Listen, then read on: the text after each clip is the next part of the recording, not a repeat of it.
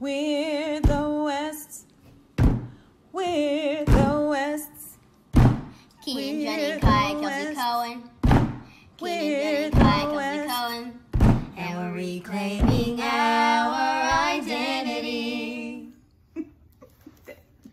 Hello, and welcome back to our channel, Reclaiming Our Identity with the West family. I am Keenan, and this is my wife, Janine.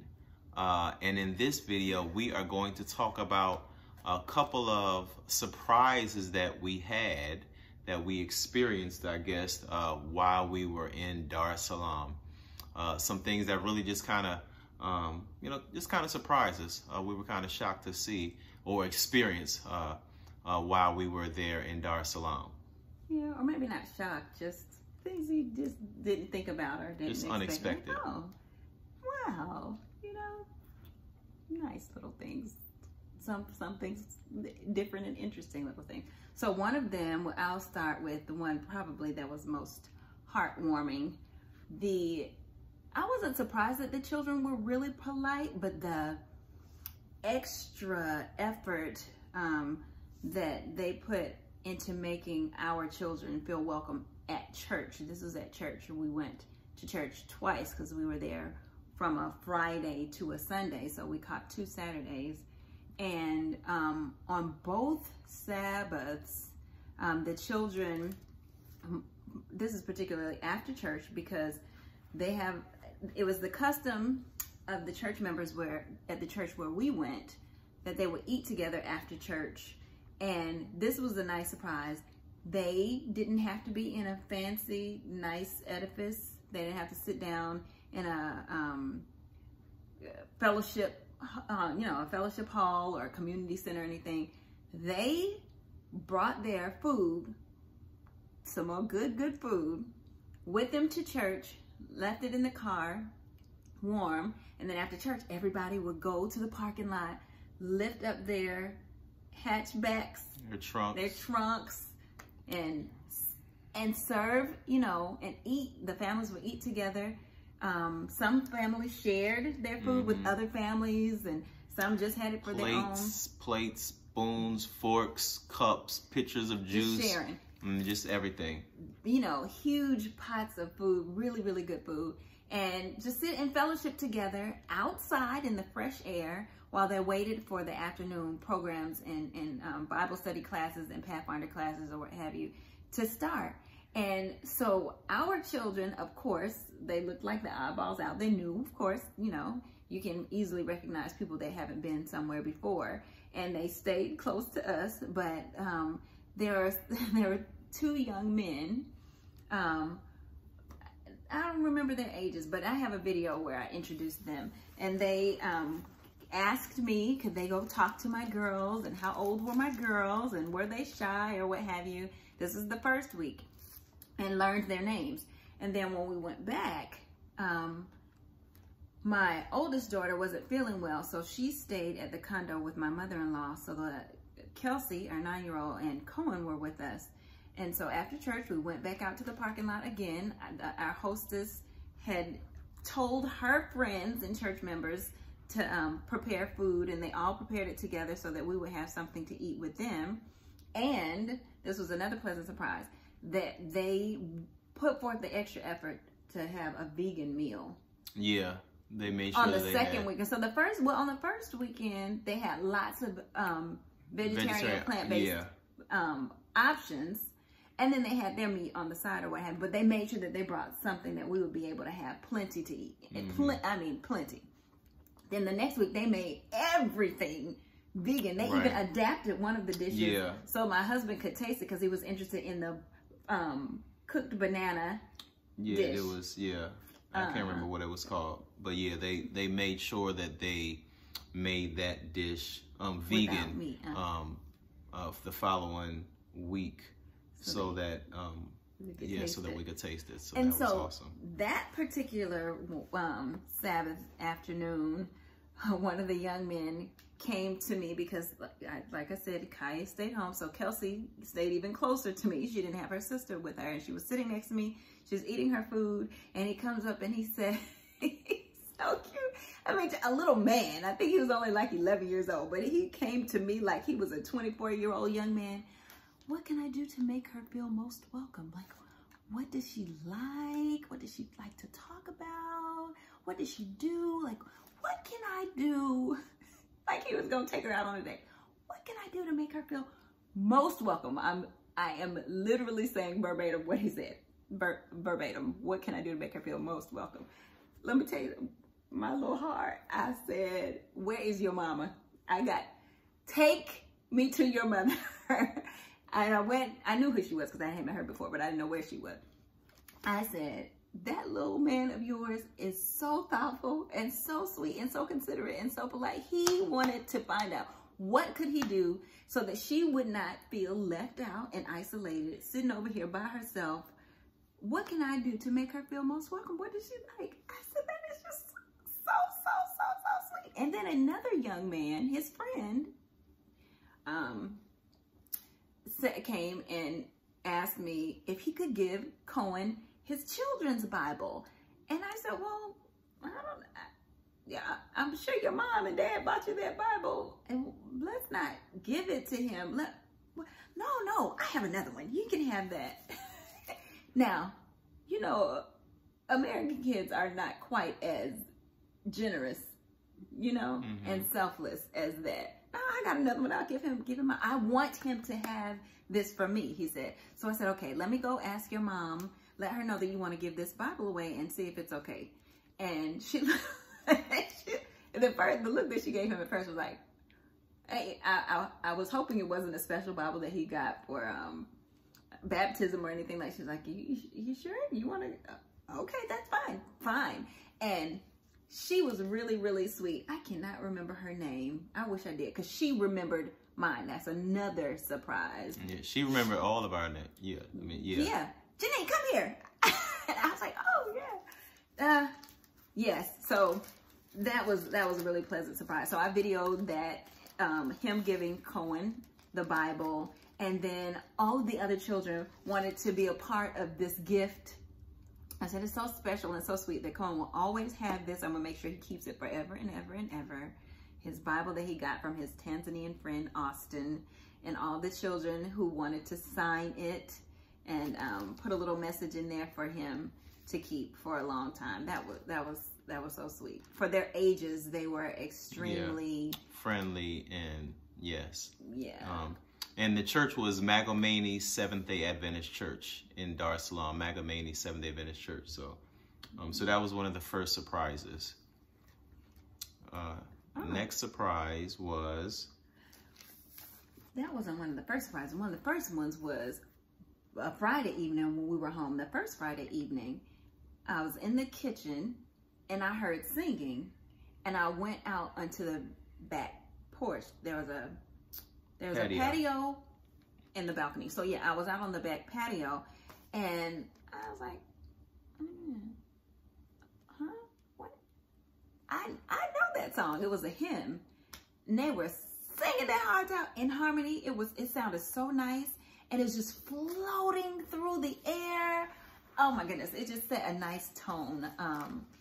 And so that was a really pleasant surprise. The church was so close that you could hear them worshiping. And we heard it again on Sunday.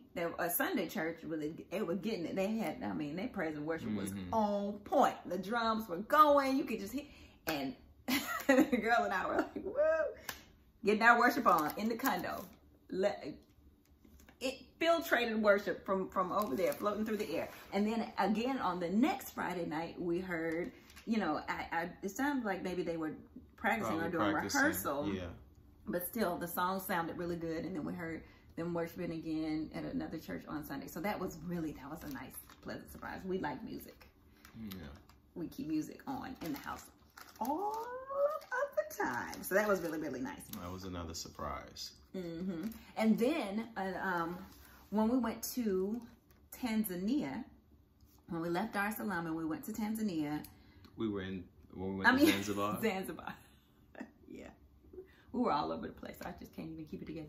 When we went to Zanzibar, we got there later than we had expected, and we were starving. Again, we always arriving somewhere hungry. Yeah. But because we got there at 4. I think because we had got there in time. Because we didn't have lunch before we left. Because we wanted to make sure. 12 o'clock ferry. Right, we took the 12 o'clock ferry. And yeah, so by the time we got there, we took the 12 o'clock ferry. By the time we got there, it was, 2 or something. And so we didn't eat lunch. And so when we got there, we were starving. Pretty shortly after we checked in, we had come back down into the lobby to decide where we were going to go eat. We stayed at the Ramesa Hotel. That's in one of the previous videos, the Zanzibar video. We stayed at the Ramesa Hotel. So thanks to Bupe, who booked us a complimentary night stay that we were not expecting, and we didn't have to pay for. She made sure that we could stay overnight in Zanzibar so we could enjoy our time there the next day. So thank you, Bupe. Thank you so much again for that. Yes. Now, we'll put her contact information, of course, again in the description below. But that doesn't mean she might not get you a... Oh, yeah. Don't ask for the West family hookup. The complimentary hotel stay, because I don't want y'all to say the West family got a complimentary. Say y'all we're gonna go. No, that's not. No. Just say the West family sent us. But and if she just gives you a free night, then praise the Lord. Amen. But yeah, so we were sitting in the lobby deciding where we were going to go and trying to determine what was close by that wouldn't take a long time to get, because and what we could eat. That was the most important thing. It was what we could eat based on our dietary. And you know what? So that brings another surprise. But so a gentleman came into the lobby and he was very friendly. Asked us about ourselves. Who are we? Are these your 3 kids? Oh, I have 3 kids. He said he was a father with a family of 5. And, well, you can eat here. There was a map in the lobby. And he said, you can eat here. There's a place here, here, here. But this is closest. The food is really good here, giving recommendations. And we were waiting for our driver at the time, right? Yeah. And he said, we're so hungry. We're just waiting for it. He said, I'll take you. My car's right out here. I'll take you. You guys might have to pack in, but I don't mind. 6 of us. I'll drive you there. You think you all can fit? We were like, we're going to make this work because we is hungry. We got to eat. So we did. And he was the owner of the hotel. So gracious and accommodating. I mean, it was like, I'll take you. End of the day. And it's late. It was well after 4. So it was really kind of him to take us. And I was surprised that I was thinking that, I guess island life you think is more laid back, but they had approximately the same kind of traffic in Zanzibar as they did in Dar es Salaam, at least that time of day. Remember? It was really... Yeah, I mean, because Zanzibar is large. Right, it's smaller than... on the road. But it's still, I think it's like 1 million, 2 million people in Zanzibar. So it's still, I mean, we think of it as, this small island, we typically think of it as just a beach or whatever, but they're still, I mean, it's they have their own president, which tells you that, it's pretty large. So he took us through traffic and then, recommended a really good place for us to eat. But the owner of the hotel... Lukman, that's the restaurant we went to. Oh, yeah. Lukman. And that's actually in the video of Zanzibar. And that's where we ate the cheapest. It was $35. No, I remembered something. $36. The cheapest we ate was $32. The meal that I paid for, that you didn't get enough vegetables in your vegetable noodles. That was the least expensive. That's the one I paid for. But anyway... Yes, dear. That we scratched that one because that place was horrible. It was, I mean, it wasn't. I don't think anybody really enjoyed their food there. No. So we scratched that one. But it was the cheapest place we ate. We don't be. So the best cheapest place then was Lukman, in Zanzibar, and we got all kind of food. Yeah, that table spread. We had, look at that yeah, we had all the drinks. This was for 6 people. All the drinks, appetizers, everything, $36. We had too much food. We didn't even eat all of it. Yeah, and it was good. And the seasoning is very good. Seasoning is very good. So yeah. Yeah. Another surprise that I had was my personal response to my observation of other tourists on the island and in the city that were Caucasian. So I'm a sociable person. I'm a friendly person. I'm open. I'm welcoming to all people and perspectives and things of that nature. So it caught me off guard, and I really didn't even think about it until I realized that I felt this way a couple of times, that I would call it righteous indignation, because when it's bad. It really surprised me. I had to do some self-reflection and some inventory of myself, you know, like, this is not Christ-like. But I mean, it's real. It happened. So I'm gonna tell you what it was. Whenever I would see Caucasian people, hear a European accent, especially when we were on Prison Island, for some reason, I don't know, because we were smaller and we had to pass by them when we were touring on Prison Island on the prison grounds and, you know, feeding the turtles or what have you. But I feel like I'm not moving. I'm looking people straight in the eye, not looking down, around, or anything. Like, what are you here for? This is my land. This is a Black, beautiful country. And I almost felt like, you're not supposed to be. Why are you here? I thought I left you in the States. I know it's not right. I'm just saying that's how I felt. I even told my daughter, we were on paths, right, where you would have to move over or go around sometimes. And I kept seeing my daughter move out of their way and move over and accommodate. And I took her shoulders. I was like, no, you are in Africa. You stand right here. If they want to move, let them go around. They can say, excuse me. Let them say, excuse me. Did anybody say, excuse me to you? Let them say, excuse me. Stand in your Blackness. You are home. I don't know.